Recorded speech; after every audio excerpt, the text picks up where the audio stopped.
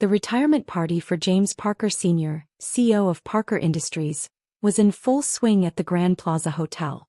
Family, executives, and board members gathered to celebrate 40 years of leadership, and to jockey for position in the coming power transition. I sat quietly at my assigned table, far from the main action, of course, watching my brother James Jr. work the room. Everyone knew he was the heir apparent, groomed since birth to take over the family business. Little sister. James's voice boomed across the room. Still job hunting? I sipped my water, hiding a smile. Something like that. You know, he continued, loud enough for nearby executives to hear, there might be an entry-level position in HR if you're really desperate. Though you'd have to actually come to the office. The executives chuckled.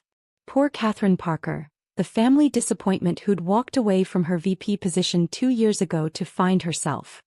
My phone buzzed discreetly, acquisition paperwork complete. You now own 82% of Parker Industries. I'll keep that in mind, I replied mildly, thinking of the documents waiting in my briefcase. Documents that would turn their carefully planned succession upside down. My mother glided over, designer heels clicking on marble. Catherine, darling, you could at least have worn something more appropriate for the occasion. I glanced down at my simple black dress, the same one I'd worn while negotiating the secret purchase of their company's shares. I'm comfortable as I am. Comfort is for people who can afford it, she sniffed.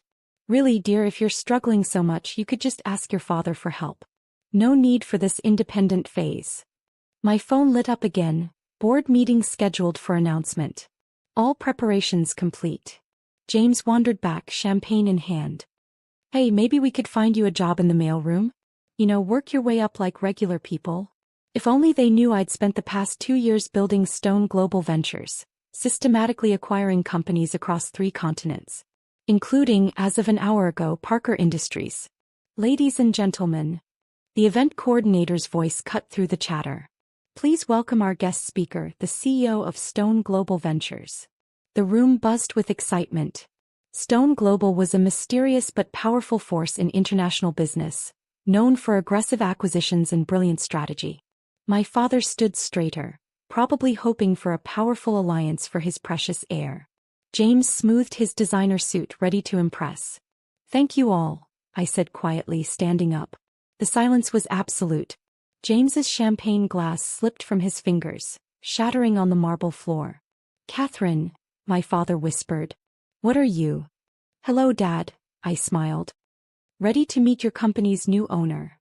Sometimes the best revenge isn't proving them wrong. It's becoming their boss while they're still busy underestimating you. And I was just getting started. The chaos that erupted was spectacular. James stumbled backward, nearly knocking over a waiter. My mother's perfectly maintained socialite mask cracked, showing raw shock beneath. And my father just stared, his retirement speech forgotten in his hands. This is impossible, James finally managed. Stone Global Ventures is a multi-billion-dollar company. Yes, I agreed calmly, walking to the podium. The one I built while you all thought I was finding myself. But you've been unemployed, my mother burst out. Living in that tiny apartment wearing the same clothes. Actually, I pulled out my tablet displaying Stone Global's portfolio. I've been quite busy. Building an empire, acquiring undervalued companies, and watching Parker Industries make exactly the mistakes I predicted when I left. The room was dead silent now, every eye fixed on the numbers scrolling across the screen. Billions in assets. Hundreds of companies. Global reach that dwarfed Parker Industries' modest success. My phone buzzed, media alerted. Story breaks in 5 minutes. Now, I continued professionally, let's discuss the changes coming to Parker Industries. James found his voice, though it shook slightly. Changes? But I'm supposed to be CEO. It's been planned for years. Ah yes, the grand succession plan, I smiled. The one that ignored every innovation proposal I made, every warning about outdated practices, every suggestion for modernization. My father stepped forward, his face ashen. Catherine, please. We can discuss this as family. Family. I raised an eyebrow. Like when you dismissed my concerns about the company's direction. Or when you told the board I was too soft for executive leadership. The screens around the room suddenly flashed with breaking news. Stone Global Ventures acquires Parker Industries in surprise move. Mysterious CEO revealed as Catherine Parker. "Oh God," James whispered, reaching for another champagne glass. "This can't be happening." "It already has," I replied, pulling out the final documents. "As of an hour ago, Stone Global owns 82% of Parker Industries. And our first order of business will be a complete restructuring of leadership." My mother sank into a chair, her designer dress crumpling. But you're not ready for this. You live like a normal person." "That's because success isn't about showing off wealth," I said quietly. "It's about building something meaningful while others are busy maintaining appearances." My phone lit up again, executive team standing by for restructuring orders. "Now," I addressed the shocked room, "those who want to be part of Parker Industries' future can adapt to our new merit-based culture. Those who can't." I glanced at James, still clutching his champagne, "will find their severance packages generous." "Merit-based?" James sputtered. "But I'm your brother. The heir. Being born first isn't merit," I replied coolly. "Neither is wearing designer suits or playing golf with board members. Real leadership is about vision, innovation, and understanding that success isn't inherited, it's earned." My father finally found his voice again. "All this time, while we thought you were struggling, I was building something bigger than Parker Industries could ever be," I finished. "Something that doesn't measure success by last names or country club memberships." The room was starting to buzz with whispered conversations. Executives who'd dismissed me were now frantically updating their resumes. Board members who'd laughed at my proposals were suddenly reviewing my old presentations. "One more thing," I added, straightening my simple black dress. "James, about that mailroom position? I think you might want to keep that option open. You're going to need to learn how actual business works." The look on his face was priceless. Sometimes the best revenge isn't just taking over the family company, it's showing them that true leadership doesn't need flashy displays or inherited titles. And I did it all while they thought I was unemployed, living in my modest apartment, actually the penthouse, building an empire in secret. Because sometimes, the biggest power move is letting them think you've failed until you own their definition of success. The retirement party had transformed into something else entirely. Gone was the celebratory atmosphere, replaced by a tense combination of fear and desperate networking. I watched from my new position at the head table as my family tried to process their new reality. "Miss Stone." A junior executive approached nervously, using my professional name. "Your team is ready for the transition briefing." "Thank you, Michael," I replied, noting how my brother flinched at hearing his former subordinate address me so formally. My phone buzzed, global markets responding. Parker Industries stock up 40% on acquisition news. James stumbled over, his designer tie loosened, champagne abandoned. "Katie, come on. We can work something out. COSIS maybe. Like when I suggested co-leadership 2 years ago?" I asked quietly. "What did you call it?" "Cute that little sister wants to play business." He paled, remembering his own words. "I didn't mean." "Yes, you did," I cut him off. "Just like you meant it when you told the board my innovative proposals were emotionally driven, rather than strategic." My mother hurried over, her social graces cracking further. "Darling, think about the family name. The legacy." "The legacy?" I pulled up another document on my tablet. "You mean the legacy of refusing to modernize?